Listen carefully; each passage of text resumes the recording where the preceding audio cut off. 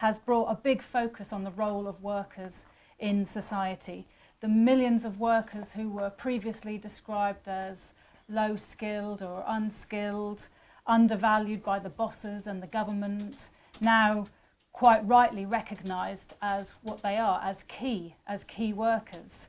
But they haven't got the pay rises to match that, and they definitely haven't got what they need delivered to them by the government. The government has failed in its job of guaranteeing access to the PPE that frontline workers need, and also guaranteeing that workers' right to social distancing is not being compromised by bosses trying to get workers into unsafe workplaces.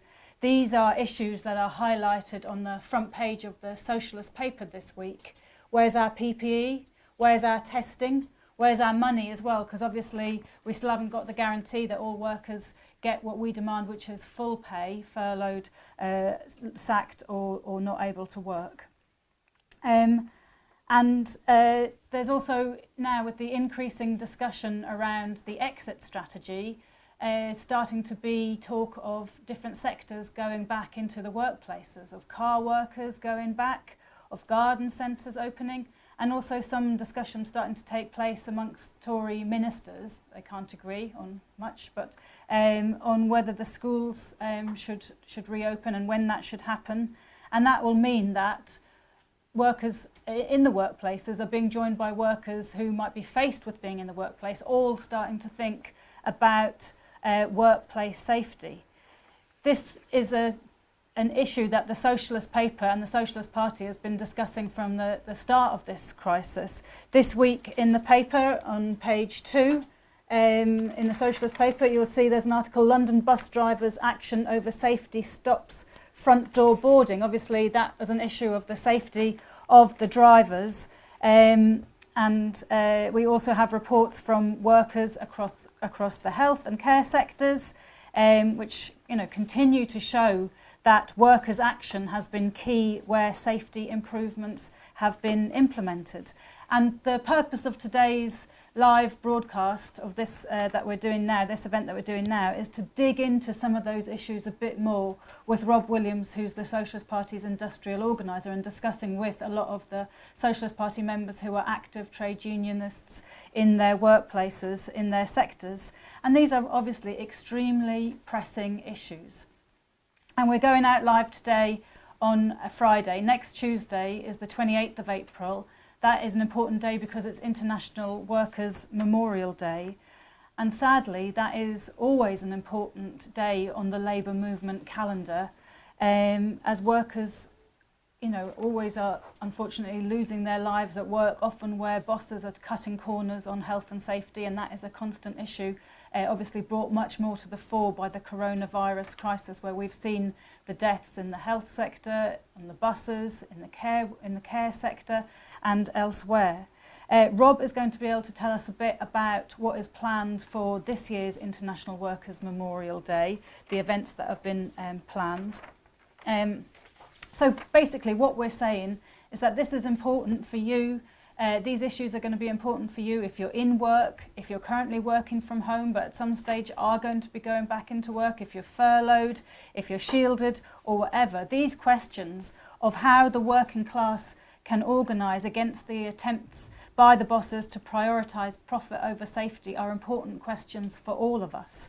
And that's why it's really important that we start a discussion on the socialist approach to workplace safety here today. Like everything, it cannot be left to the Tories and the boss class that they represent. So before we start, we'll do what we've been doing over the last few weeks. We learned off the Postal Workers Union, the Communication Workers Union. We ask everyone to try and help us build up the audience for this live broadcast, sharing with everyone who you know who's got an interest in workplace safety, who's a trade unionist, who's a worker. I don't know who wouldn't be interested in these issues. So share the link on pages that you've got access to, share the link with people who you think will be interested, send it in Messenger, in WhatsApp groups and so on. Better still, why not just type the names of your friends into the comment boxes below and try and draw their attention to the fact that this live event is taking place, your workmates. But also, so we want to build the audience, but we want to hear from you as well. If you've got questions, if you've got points that you want to raise, why not type them into the box, and Socialist Party members will get back to you, or we'll share links that are going to be useful to you of reports from different workers and different workplaces around the country. I'll also ask that somebody posts the link of how to contact the Socialist Party organisers in different parts of the country, because if you like this broadcast today, you might want to join a meeting. We'll give you more information about that later, but if people could do that, that would be useful. And so we're going to I've just nodded the okay from the tech side, confirmation that you can hear me, that I can stop blathering on, and that we can start to have this really important discussion today on workplace safety. So just to remind you, I'm Sarah Sachs-Eldridge. I'm the Socialist Party's national organiser. Today I'm going to be putting some questions to Rob Williams on organising for workplace safety, an absolutely crucial question in this coronavirus crisis era. Rob is on the Socialist Party's Executive Committee, and he's also a national industrial organiser. Some of you might also know Rob in another capacity. He is the national chair of the NSSN, that is the National Shop Stewards network.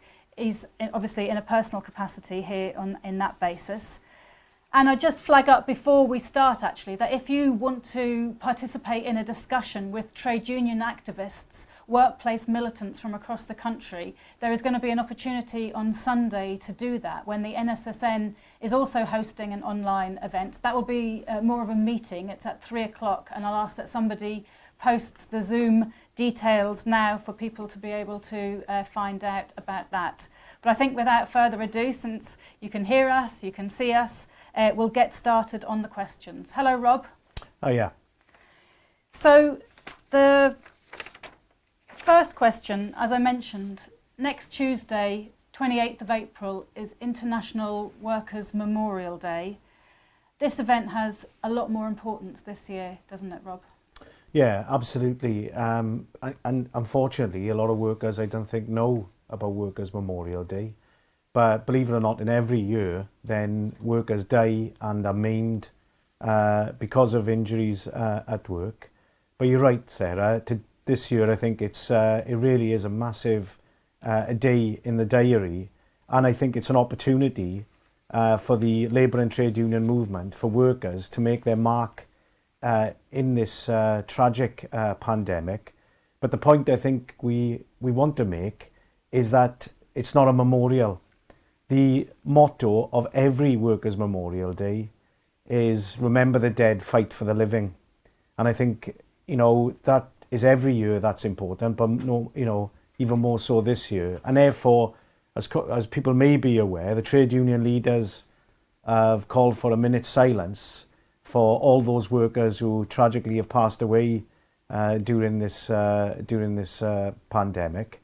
But I think what we are saying is, and I think an increasing number of people are saying, including health workers and other key workers, it can't be just a memorial. It has to be more than that. It has to be a protest. We have to make it clear to the employers and the government that workers on the front line need PPE.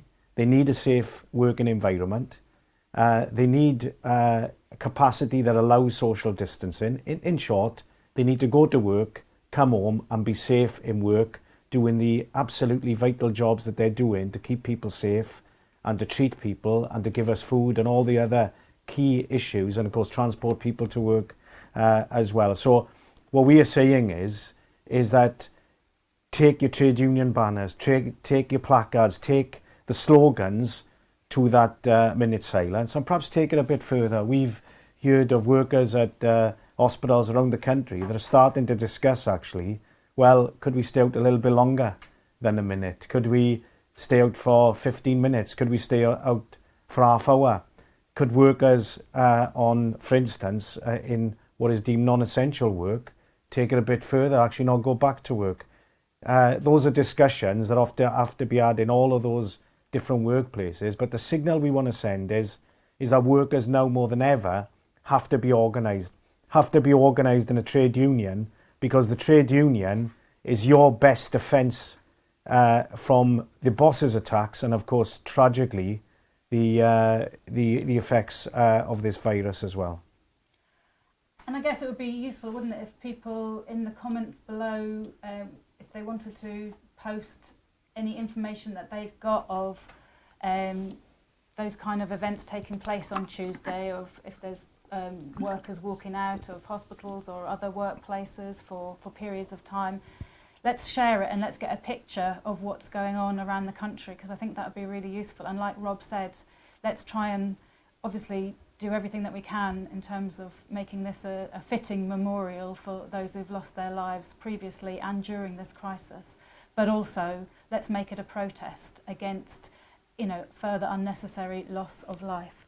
So, just to move on then, Rob, in the Socialist paper, we've been raising the idea of workers' control of workplace safety. And it'd be good if you could say a bit more about that. But also, workers' control is not the first time such an idea has been raised, is it? Where has it come up before, and how is it being expressed today in the struggles that are taking place? Well, in some respects, in a lot of places there is an element of workers' control on a daily basis. In a lot of workplaces, you just don't necessarily become aware of it in so-called normal times. But those agreements that you have in work, that are there, are usually as a result of an agreement between the trade union acting on behalf of the workforce with management. And usually those agreements have been based on someone somewhere taking action collectively. And I think that's the most important point here. It's taking action collectively. We don't want martyrs. We don't want individual workers isolated and victimised by management. There's reports I've heard yesterday of a worker in the health service who's not on a full-time contract being let go, i.e. in reality being victimised. I'm sure there'll be many of these stories around the country that people will have knowledge and experience of. But actually, what workers' control means is literally the workforce starting with a list of demands for a safe workplace, discussing them together, and then going to management with those demands. And if management aren't able or prepared to make that workplace safe, but obviously on other issues as well, then the members have the right to discuss that and decide what they're going to do about it. Now, already we've seen this week, for instance, two unions, the ASLEF and the RMT, already preparing for an official industrial action ballot because management of London Underground are giving new timetables which those workers correctly think they threaten social distancing, threaten their health and safety. But of course there are other tools as well.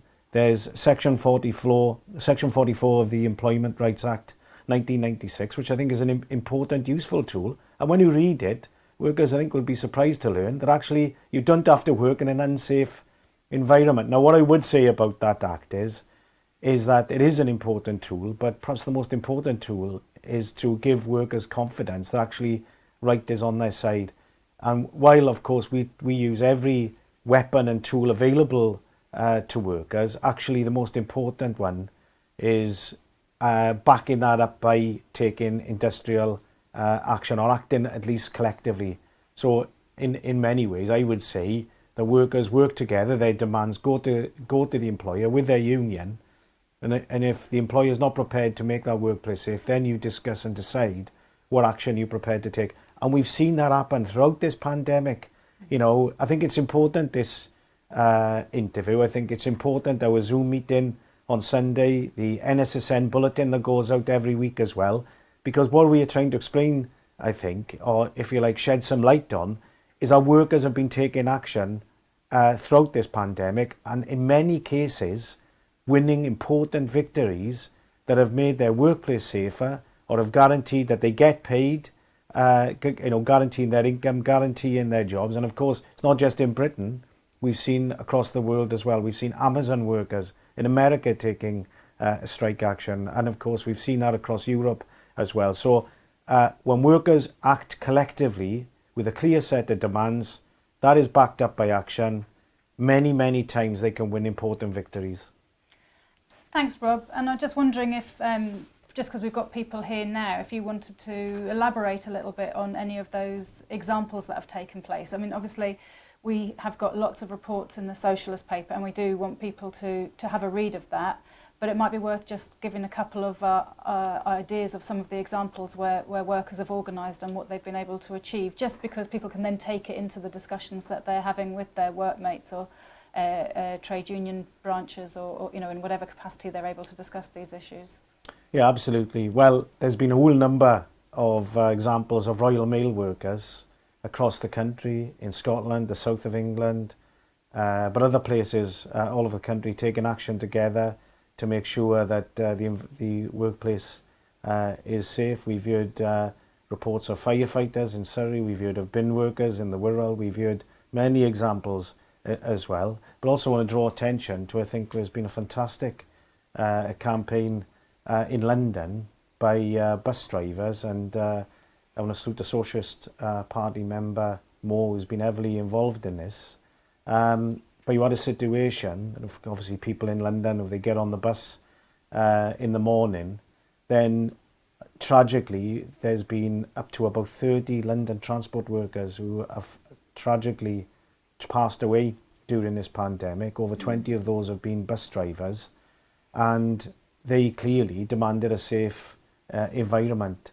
But a campaign which Moore's played a leading role in, but has been followed up by bus drivers across London, has meant, and I'm sure people realise this now, that the front door has been sealed on London buses. So obviously when people go on buses, they can't go past the driver. That's been sealed off. And as an indirect consequence, then you don't have to pay to go on the buses as well. But the most important thing is actions have been taken place to make that a far more secure situation. Of course, that allied with a safe capacity on the buses as well. And of course, what is the lesson of that? Well, the lesson is that workers were faced with an unsafe workplace. Their workplace is the bus, but of course the other workers as well that I've mentioned, and therefore they took action to back that up, and then they forced the employer to do what they should have done anyway. And let's make it clear, no one goes to work thinking that they are going to contract a deadly disease. Now, we know about this disease. This is not a situation that's a secret. We know that this exists. Everyone is aware of it.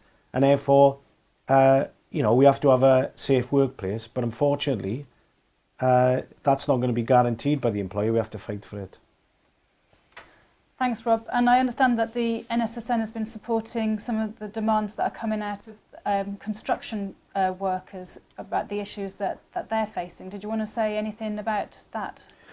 Yeah, well, the NSSN has a long and proud relationship with the Blacklist Support Group, with the rank and file construction workers, and they've launched a campaign called Shut the Sites. And what they're saying is that for non-essential construction at the moment, then there shouldn't be sites working in the country. That, of course, doesn't mean important construction work to build hospitals or to make important caring facilities. But for those sites that are building luxury flats, for instance, they don't need to be working. But those construction sites are putting construction workers in danger. So therefore, we support the demand of the campaign, which is those sites should be closed, but the construction workers themselves should be paid fully. They should be sent home on full pay. And of course, I think this crisis, by the way, for a layer of workers, has revealed the day-to-day reality for many workers. It's revealed the precarious employment. It's revealed the zero-hour contracts. We know this, the gig economy.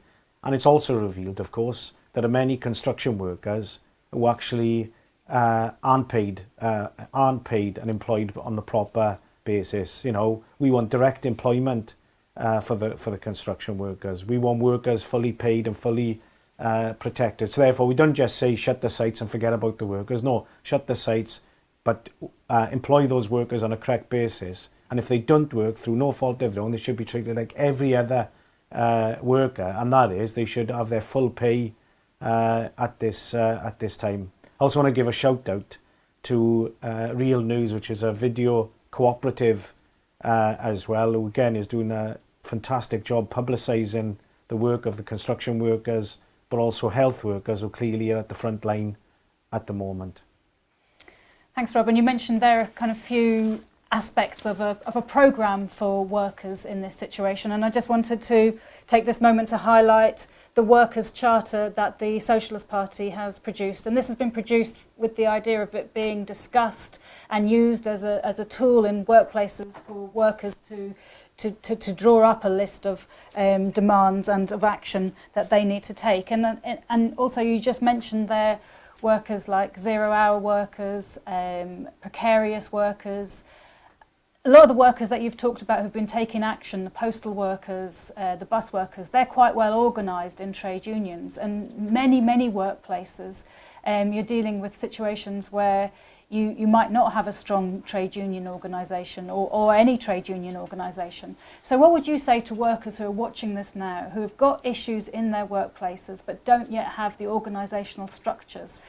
What do you do? What's the first step you take? How do you start to get organised? You've emphasised here the importance of being organised, of collective action, of discussion, but what is the first thing that you would say to someone who's watching this and they want to do something or they need to do something to defend workplace safety? Well, first of all, I would say join a union.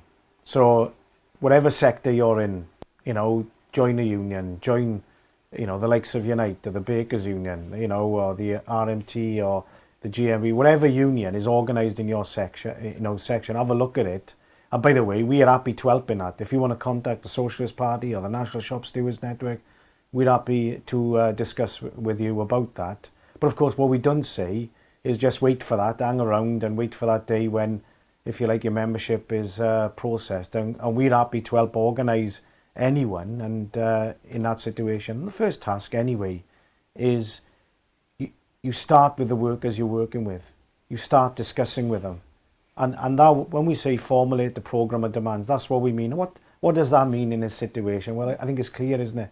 It means you have a workplace where social distancing is possible. The next person is more than 2 meters away. That's the starting point. There's hand sanitizers. There's proper wash facilities.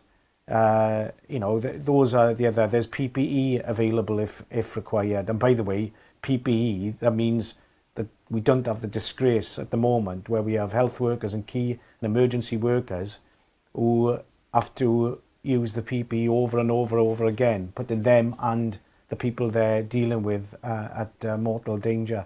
So those are the starting point. And then what you do is you agree those demands, and then you go to the employer in a collective fashion and say, this is what we want, this is what we need. And then you start, that's a negotiation. That's the art of negotiation.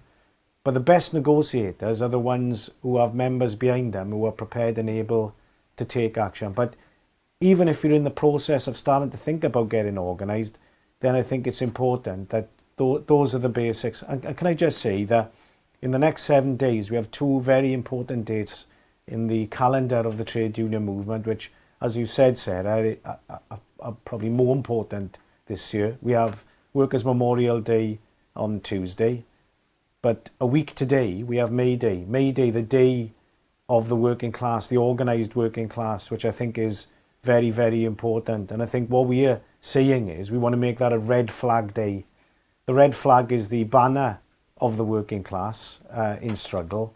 So if you're going to work on that day, wear something red. Let's send a signal. See, the reason why this is important, these 2 days, these are days to really get over to workers, those workers who aren't organised, what the organisation of the working class is, what the trade union is. This is an opportunity that we must seize. Thank you very much, Rob. I entirely agree. I will be wearing red, although if we're doing our Facebook next week with this background, I might disappear into it. But I think that is important, that we take every opportunity that there is to show that we're organised, that collective action is possible, and that we're preparing for the collective action that we're going to take after the lockdown or during the strategy as it is necessary for the working class to defend our safety and our rights against the bosses who can already see are pushing to prioritise their profits, as is always the case. Now, in collective organising, in all organising, the question of leadership is always important. But unfortunately, in this crisis, we've not seen a huge amount coming out of the TUC. The TUC is the Trade Union Congress. And from what I can see, the main demand that it's limited itself to so far, the TUC, which is the leadership of the trade unions, is the call for an investigation into the shortage of PPE, which we want to know why the government has failed so much, but we want the PPE. We want to put pressure on the government to get the PPE, and an investigation coming afterwards doesn't do the job properly, does it? Would you say that that is enough from the TUC, or what would you say the TUC should be demanding, and what role should the TUC be playing in this situation, Rob?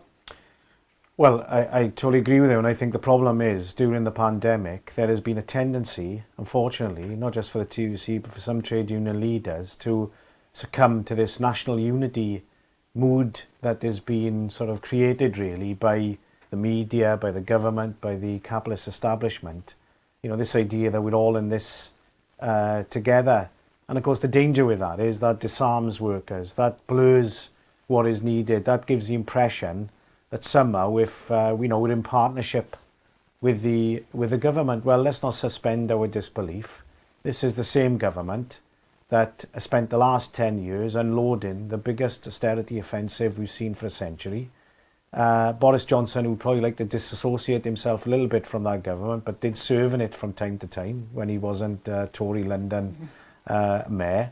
And Boris Johnson himself, when he ran for election last autumn, don't forget, he stood on a programme of new anti-union laws. The Queen's speech that we, as the NSSN, protested against in December, has got on the table new anti-union laws targeted at the rail and transport unions. So, he doesn't see a national unity. And of course, you go to nurses today, forced to wear PPE for the third day on the trot, or you talk to 0-hour contracts being laid off, or you talk to workers being put at risk. They, I think, understand now there is a class unity, and therefore the trade unions have to make that point. So therefore, I don't agree with unions issuing joint statements with management at this time. I don't agree with the TUC issuing joint communiques with the CBI, the organisation of the employers. We have to put our movement on guard here. We are not going to get safe workplaces unless the unions fight collectively for them. But we also have to prepare our members for what comes after. Like for instance, I'll give an example. London Labour Mayor Sadiq Khan announced this week that Transport for London, the authority that really controls the London transport network, that could run out of money within months.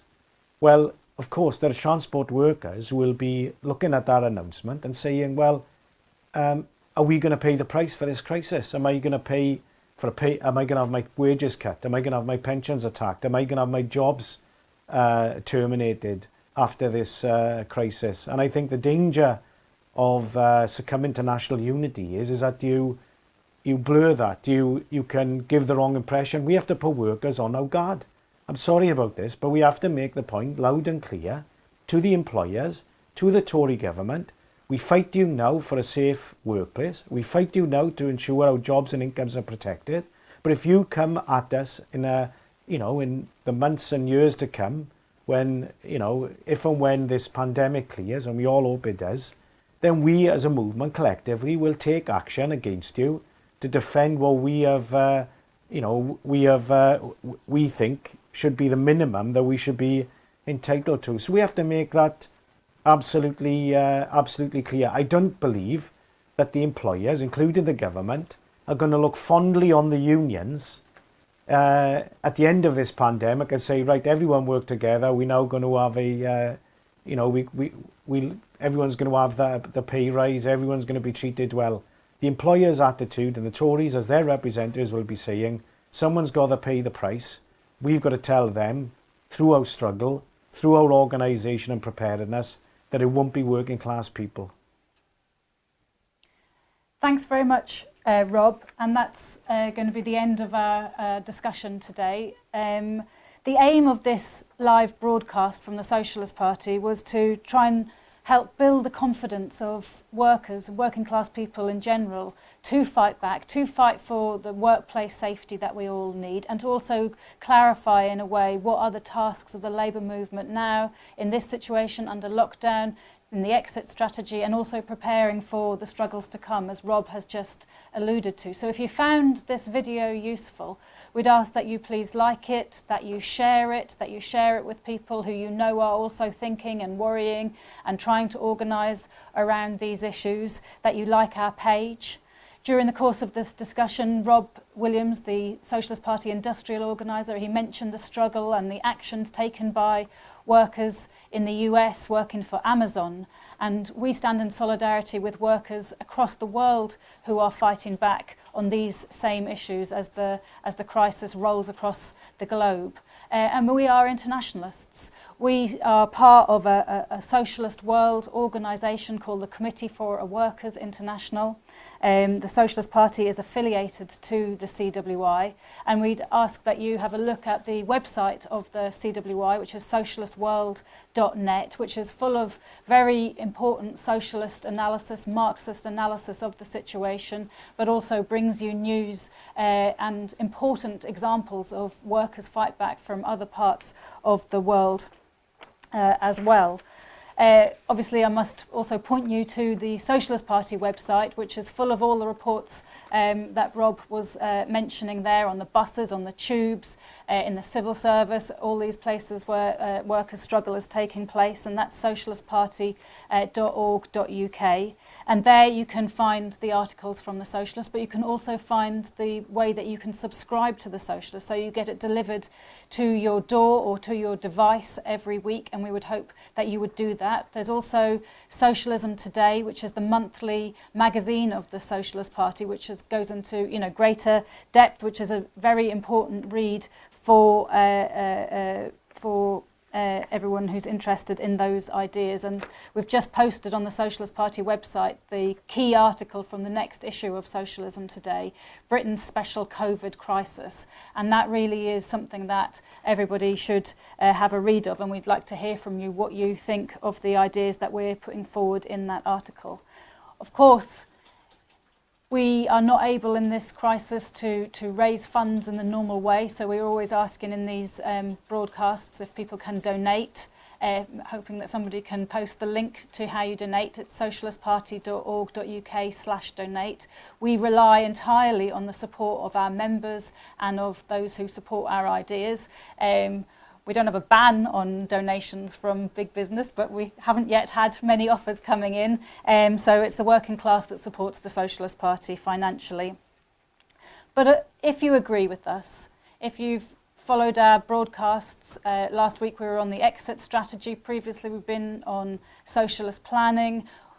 If you agree, we want you to join us. That's the basis of our party, is those ideas that you're hearing from us, the ideas that you can read in our paper, in Socialism Today, on our website, in the International. If you agree with what we're saying, if you agree with the ideas for working class fight back that we're putting forward, we want you to join us. We need you to join us, because we've got to build the socialist voice, the alternative to the capitalist chaos that we're faced with, that is, always been faced with, but faced with particularly in this crisis. What would joining mean? It would mean joining a branch in your area, which at this stage would largely mean online meetings, but online meetings where we discuss politics. It doesn't matter if you just want to listen at first, we welcome that you participate, but we want to hear from you.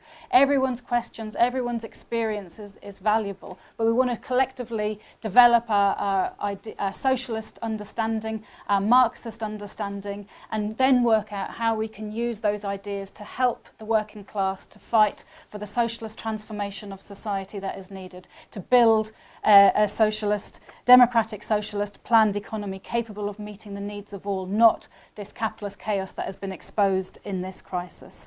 So that's what joining would mean. We'd ask you to pay a monthly financial contribution to the party to help us run. We'd ask you to help us in the activity, which at this stage is limited, but hopefully that won't be the case for too much longer once safety obviously is allowing activity to take place again. So we want you to join us.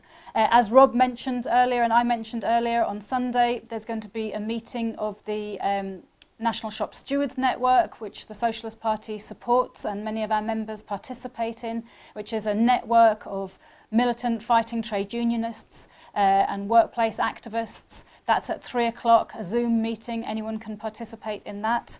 And also just to flag up, next week, as Rob mentioned, is May Day, International Workers' Day, a really important day in the Labour calendar.